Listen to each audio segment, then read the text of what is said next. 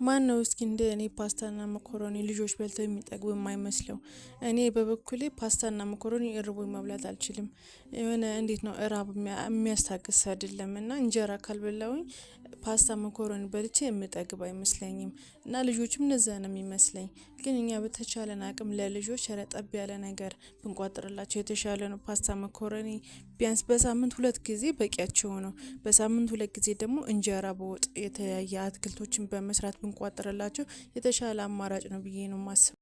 ጨርሰው እንዲመጡ ደግሞ ማበረታቻ ብናደርግላቸው ለምሳሌ ሲመጡ የሆነ ነገር አዋርድ ነገር ብናደርግላቸው አሪፍ ነገር ነው። ቢያንስ እንኳን ያንን ነገር ለማግኘት ሲሉ ጨርሰው ይመጣሉ ማለት ነው።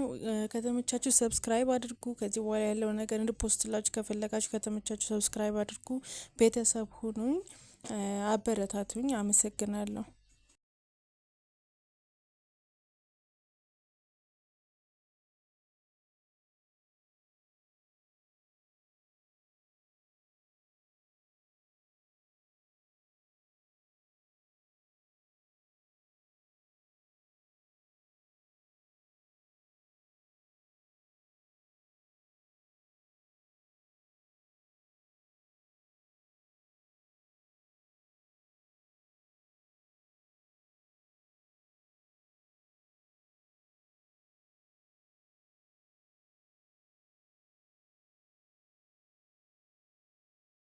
ከዚህ በኋላ ያሉትንም በተከታታይ የምቋጠራቸውን ምሳዎች ፖስት አድርግላቸዋለሁ።